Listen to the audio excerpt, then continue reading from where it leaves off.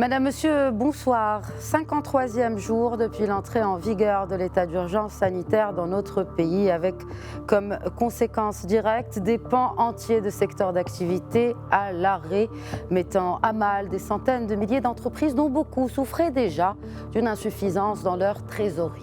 L'État, à travers le comité de veille économique, est venu en aide à ces entreprises ainsi qu'à leurs employés en débloquant des lignes de crédit et des indemnités pour leurs employés affiliés à la CNSS. Et pendant que les banques conventionnelles ont essuyé beaucoup de critiques quant à leur gestion de cette crise, et notamment en ce qui concerne l'épineuse question des reports d'échéances de crédit.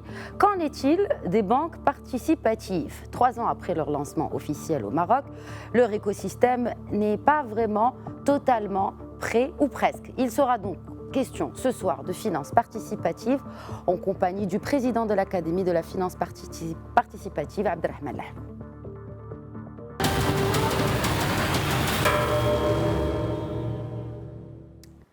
Et avant d'établir le contact avec M. Lahlou, papier de Souheil Jalil sur la performance en demi-teinte de la finance participative au Maroc.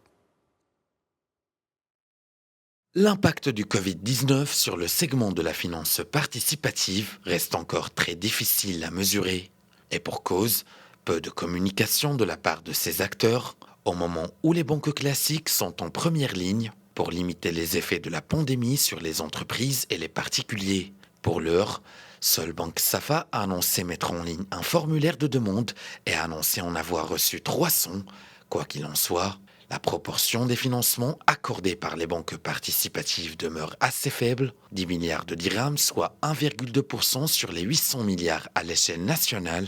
Et pour ce qui en est de l'évolution d'activité, les financements, eux, ont atteint un taux de croissance de 0,2% en mars, 7% en février, et pour les dépôts, le secteur a affiché une progression de 2% en mars et nul en février. Or, ce qui est pour l'heure confirmé, c'est qu'il n'y a pas eu de retrait massif des dépôts, ce qui est une marque de confiance en ces établissements, mais le plus important est que les banques de financement participatif accordent ces reports sans supplément de marge, ni frais ou pénalités.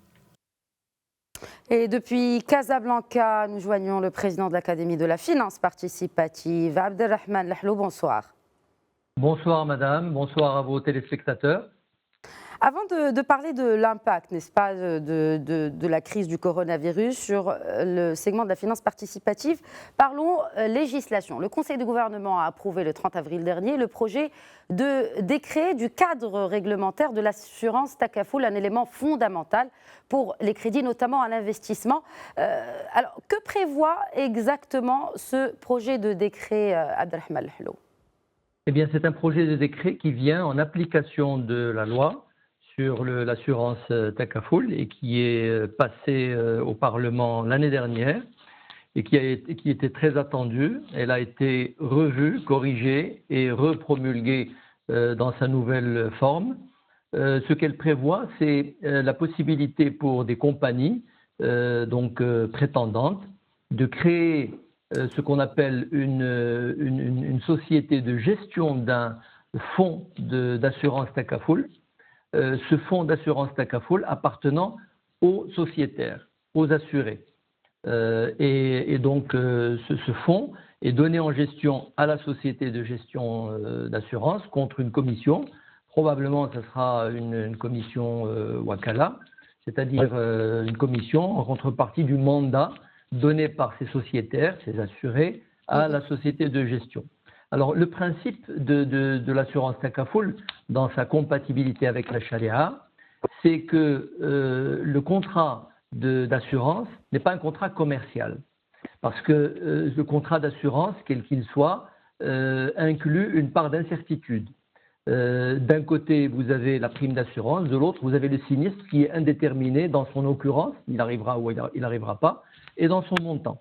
Donc, cette formule de contrat n'est pas compatible avec la charia, sauf si le contrat devient un contrat de donation conditionné par l'indemnisation de l'assuré qui a contribué à ce fonds. Donc, c'est, disons, la tournure que les fuqaha ont trouvée au Moyen-Orient depuis déjà une trentaine d'années, à l'assurance classique commerciale, et c'est celle qui est adoptée par la loi marocaine. Bon, mais il y a eu tellement de tergiversations, d'ajustements entre la CAPS, les Fuqaha, la Fédération des assureurs, que ça a pris un temps assez considérable. C'est en fait l'un des derniers pans de l'écosystème de la finance participative qui manque. Aujourd'hui, avec le décret paru, adopté la semaine dernière, nous voyons le bout du tunnel. Les professionnels parlent de quelques mois avant que la circulaire de définition des modalités d'agrément soit publiée et que certaines compagnies postulent pour créer ces sociétés de gestion d'assurance Takaful. Donc l'intérêt que ça va avoir, c'est que d'une part, les financements bancaires donnés par les banques sans assurance à leurs corps défendants, à leurs risques et périls, vont pouvoir enfin être assurés par le biais de l'assurance vie. Mais par ailleurs, il n'y a pas que la couverture des financements bancaires, il y a aussi la couverture des risques parce que aujourd'hui, une enquête qui a été faite par Taylor Nelson Sofres l'année dernière montre que 34% des Marocains sont en attente de ces produits d'assurance pour leurs propres besoins. Ceux qui n'ont que le minimum de RC pour leur voiture pourront passer à l'assurance tout risque. Ceux qui n'ont pas d'assurance incendie ou de multirisque pourront en bénéficier parce que les conditions deviennent conformes à la charia. Donc c'est un véritable marché qui s'ouvre face aux compagnies d'assurance. Très bien. Alors ce même décret octroie à l'administration publique, en l'occurrence le ministère des Finances, le pouvoir de fixer certaines dispositions relatives à l'assurance Takaful. Que signifie cela, Abdelrahman Lahlou, compte tenu de ce que vous venez de nous expliquer par rapport à cette loi Takaful 87-18 ? Eh bien, probablement, ça va concerner les taux de rémunération, les taux de marge ou les taux de commission que les fonds accorderont à ces sociétés de gestion, parce que là, effectivement, le bénéfice et l'écart qu'il y a entre les primes et les sinistres ne revient pas à la compagnie, comme c'est le cas aujourd'hui d'une compagnie d'assurance commerciale, mais il revient aux sociétaires. Et il leur revient soit en diminution de la prime de l'année d'après, soit en distribution. Dans certains pays, il y a même des distributions.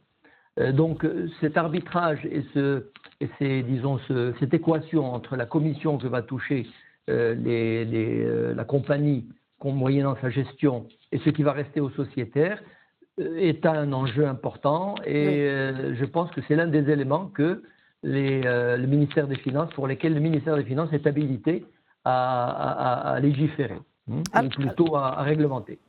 Très bien. L'encours actuel des financements accordés par les banques participatives, comment est-il réparti ? Alors, nous avons grosso modo 950 milliards de dirhams accordés en financement. Il y a bien 95% de ces financements qui sont dans l'immobilier et dans l'immobilier d'habitation, dans l'immobilier accordé aux particuliers. Le reste, c'est un frémissement du financement d'équipements industriels, de marchandises pour l'industrie et pour le commerce, et de quelques. Alors, il y a aussi la voiture. Hein, je veux dire, j'étais en train de parler de Morabaha, immobilier et automobile. Je veux dire, l'objectif, c'est que pour toutes les entreprises et pour toutes les banques, c'est de mettre le cap sur le corporate et d'améliorer la proportion de crédits accordés ou de financement accordé aux entreprises parce que ça contribue davantage au développement que les financements accordés pour la consommation. Très bien. Alors, nous allons y revenir justement à ces financements destinés aux entreprises. Mais avant, qu'en est-il du report ? Vous avez parlé de 95% n'est-ce pas, de ces crédits octroyés qui sont destinés à l'immobilier ou au financement de biens durables, à savoir les voitures, les automobiles. Qu'en est-il du report des échéances de crédit ? Comment cela fonctionne-t-il pour une banque participative ? Alors, pour bien comprendre et saisir la particularité de la situation des banques participatives, il faut d'abord commencer par retracer le tableau que vous avez évoqué pour les banques conventionnelles. il y a eu grosso modo 33 milliards de dirhams de demandes de report de crédit, soit 420 000 demandes. La majorité de ces demandes ont été accordées. La raison, c'est que les banques n'ont pas perdu dans cet échange ou dans ce jeu-là. Bien que la déclaration du GPBM parlait d'absence de frais et de pénalités de report, en fait, les frais, c'était les frais de dossier. Parce que les banques, effectivement, en accordant ces rééchelonnements, ne demandent pas de frais de dossier ni de pénalités. Effectivement, elles auraient pu, parce que c'est une rupture donc d'engagement, mais elles ne le demandent pas. Par contre, les intérêts intercalaires, qui sont les intérêts dus sur le capital restant dû, eh bien, ils vont être comptabilisés et ça vient d'être confirmé. Ce qui vient d'être confirmé aussi, c'est que l'État, à travers le fonds Covid, va prendre en charge ces intérêts intercalaires pour soulager les entreprises demandeuses de report. Bien. Alors, ceci, c'est pour les banques conventionnelles. Oui. Il faut bien savoir que pour les banques participatives, ce n'est pas un enjeu, ce n'est pas un sujet. Il n'y a rien à facturer puisque le financement qu'accorde une banque participative en Murabaha est une vente. Elle a concédé une vente à son client à un prix fixe, forfaitaire, qui comprend et le capital et la marge de bénéfice qui avait été convenu et calculé et annoncé le jour du contrat. Un point, c'est tout. Il n'y a pas de révision de la marge. Alors, il y a eu des essais de fatwa dans le monde et peut-être même au Maroc pour savoir si, en période de pandémie et de sinistre majeur, on peut facturer cette perte pour la banque. Eh bien non, ça ne sera aucune perte pour la banque. Donc c'est là où véritablement on sent la différence de contrat entre donner un crédit à un client en argent pour qu'il puisse acheter son appartement et lui acheter l'appartement et le lui revendre. Parce que c'est une vente définitive. Donc effectivement, donc ça ne change rien aux échéances de crédit. Ça ne change rien aux échéances. Tout à fait. Alors on n'a pas une idée du montant. Seule une banque leader de la place a annoncé qu'elle avait reçu 300 demandes et qu'elle était tout à fait disposée, mais il est certain que les autres banques vont suivre ce mouvement de solidarité parce que c'est effectivement de la solidarité. Il y a même un verset du Coran qui dit en cas d'empêchement ou de difficulté de pouvoir rembourser, eh bien, il faut rééchelonner et bien entendu sans aucune. C'est véritablement donc un élan de solidarité, mais qui est coûteux parce que ça fait pratiquement le quart, 3 mois font le quart de la marge annuelle de la banque qui est perdue. Et ça se rajoute à la situation difficile des banques participatives en termes de trésorerie. C'est véritablement un effort et à mon sens, pour que le gouvernement et pour que Banque al-Maghreb reste, le ministère des Finances plutôt, Banque al-Maghreb devrait simplement être impliqué, reste neutre et équitable entre les banques participatives et les banques conventionnelles, il faudrait que le fonds Covid couvre au profit des banques cet écart et ce manque à gagner. Très bien. Alors, bien sûr, je voudrais juste rappeler, puisque vous en parlez, que effectivement, le comité de veille économique, qui est présidé par le ministre de l'économie et des finances, avait annoncé prendre en charge avec les banques les charges relatives justement au report des échéances de crédit assez intercalaires et notamment pour les crédits immobilier de moins de 3 000 dirhams et ce à la consommation inférieure à 1 500 dirhams. Parlons à présent corporate et entreprises. Il y a eu l'annonce du crédit à 0% pour les auto-entrepreneurs. Il y a également cette ligne de crédit d'Aman Oxygène pour les toutes petites et moyennes entreprises. Que prévoient les banques participatives en ce qui concerne le coup de pouce destiné à ces petites entreprises et moyennes entreprises marocaines qui souffrent à cause de l'arrêt de l'essentiel de leur activité, voire toute leur activité, et notamment après l'adoption de cette loi qui régit la loi Takafoul pour l'assurance de crédit concernant la finance participative.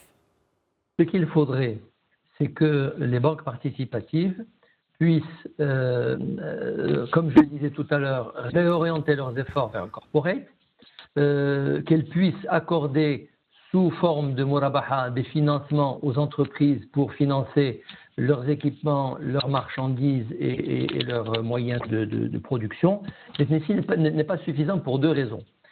Aujourd'hui, la variété des produits attendus par la place participative n'est pas encore suffisamment grande. Nous attendons particulièrement… Pourquoi vous dites cela? Pourquoi ce n'est pas assez grand aujourd'hui? Parce que nous n'avons que la murabaha. Oui, pardon, allez-y. Nous n'avons que le produit murabaha, alors que dans la loi, il est prévu le produit ijara, qui est un produit leasing compatible avec la charia. Alors qu'est-ce qui va permettre le produit ijara? Il va permettre des maturités plus longues. Aujourd'hui, quand on finance un immobilier pour une entreprise ou quand on finance un camion, on le finance à 3 ans, 4 ans, 5 ans, c'est un maximum, sous forme d'achat et de revente. Par contre, le leasing ou la ijara muntahiya bitamlik permettra des maturités plus longues qui peuvent aller jusqu'à 12 ans. Et c'est beaucoup plus adapté pour l'entreprise. Nous attendons aussi le salam. Salam, c'est le préfinancement de campagne. C'est le moyen, et le seul d'ailleurs, qui permet à une banque participative de financer le fonds de roulement de son entreprise cliente. Il s'agit dans ce cas d'acheter par anticipation une production à venir, de la payer comptant, moyennant une décote, une marge, et puis à l'instant et au moment où elle est livrée, bien entendu, la banque va donner mandat à l'entreprise pour la vendre pour son compte et la rembourser. Donc ce produit-là qui est dans la loi et qui est dans les limbes du Conseil supérieur des ulama doit terminer rapidement son circuit et d'être mis à la consommation, mis à disposition. C'est cette variété qui permettra aux banques participatives d'aider les petites entreprises. Mais encore, il y a le problème du refinancement. Aujourd'hui, les banques conventionnelles, selon Daman Oxygène, peuvent se refinancer à un taux très bas, à 2%. Or, les banques participatives ne peuvent pas se refinancer auprès de Banque al-Maghreb à un taux d'intérêt. Il faut que ce soit un taux à 0%. Il en avait été question il y a quelques mois avec le programme. Mais du coup, est-ce que ce n'est pas une concurrence, j'ai pas envie de dire déloyale, mais ce n'est pas de bonne guerre, ou de bonne concurrence si les banques conventionnelles empruntent à 2% et les banques participatives à 0%? Il suffit que la marge soit adaptée. Bien au contraire, c'est une situation de neutralité. Banque al-Maghreb avait déclaré dès le départ de la création de ces banques qu'elle adopterait une attitude de neutralité bienveillante au sujet des banques participatives. C'est véritablement l'occasion où Banque al-Maghreb devrait accorder les conditions de refinancement qui permettent à ces banques de participer au programme Intelaka et de participer au programme Daman Oxygène. Ça, c'est un point important. Et puis, il faut, ce dont on a parlé tout à l'heure, que la CAPS donne le coup de fouet final à la mise en place du Takaful. Mais il faut retenir que les banques participatives sont tout à fait outillées pour soutenir les entreprises qui ne recourent pas au crédit conventionnel pour des raisons de conviction. Et ils ont les outils, donc ils sont un petit peu encore dans les boîtes, mais il faut absolument que ça bouge. Mais alors pour que ça bouge, juste pour qu'on fasse un petit récapitulatif, pour que ça bouge, il faut que le Conseil supérieur des oulémas donne son OK. Et ça se limite à cela, n'est-ce pas? Parce que toutes les lois ont été votées, plus bien sûr la CAPS pour l'assurance. Voilà. Alors, lorsque le Conseil des oulémas donne son OK, donc ça revient au niveau de Banque al-Maghreb et du GPBM, et un contrat est mis à la disposition de la place pour qu'elle puisse commencer à utiliser cela. Mais tout ce dont nous avons parlé tout à l'heure est une partie seulement de ce qu'une banque participative peut apporter à l'entreprise.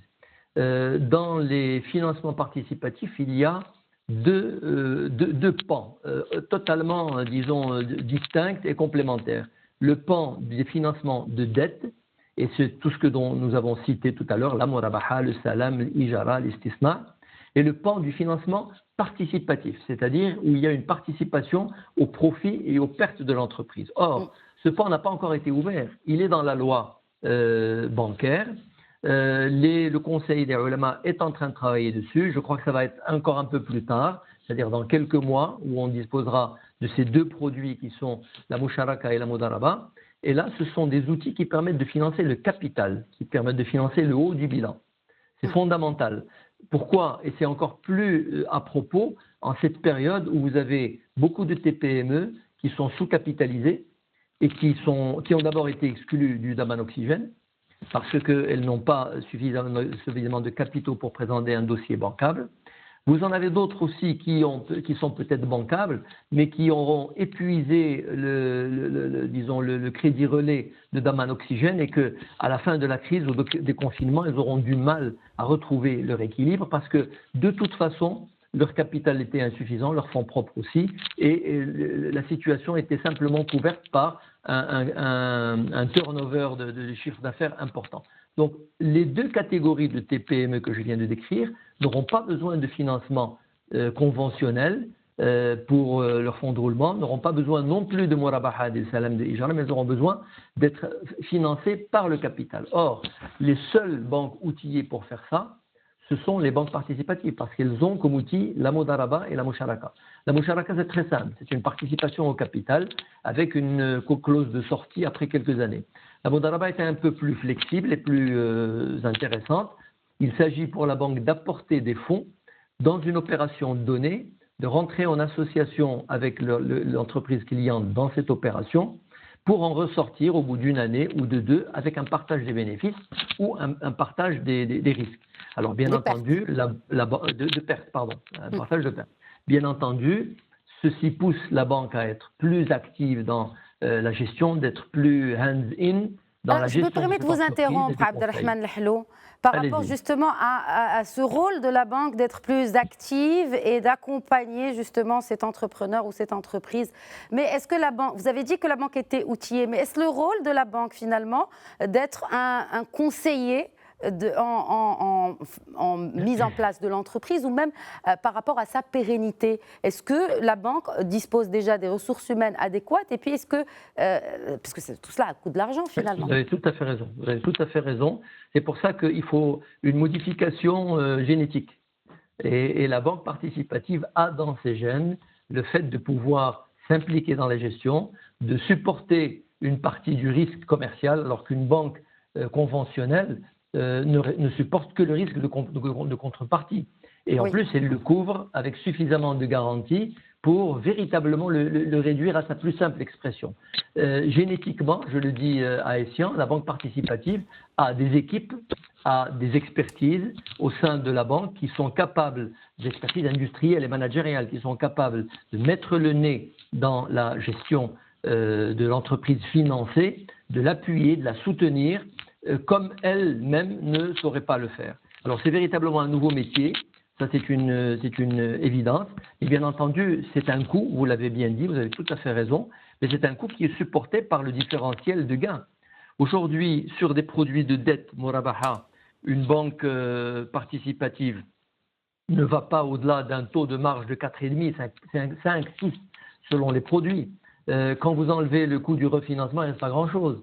Alors qu'à l'image du capital risque et du capital développement, une banque participative, quand elle rentre dans le financement par le capital d'une entreprise, elle peut en récolter un bénéfice beaucoup plus conséquent, tout en courant un risque.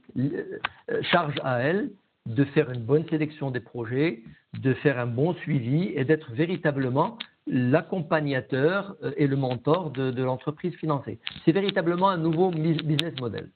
Et c'est surtout il faut peut-être opérer une disruption par rapport au système actuel, justement pour élargir le choix, notamment pour ces entreprises qui auront recours. Alors, juste brièvement, selon vous, pour quand, ce sera quand que les banques participatives participeront au financement et au soutien de l'entrepreneuriat, notamment après cette crise grave et inédite du Covid?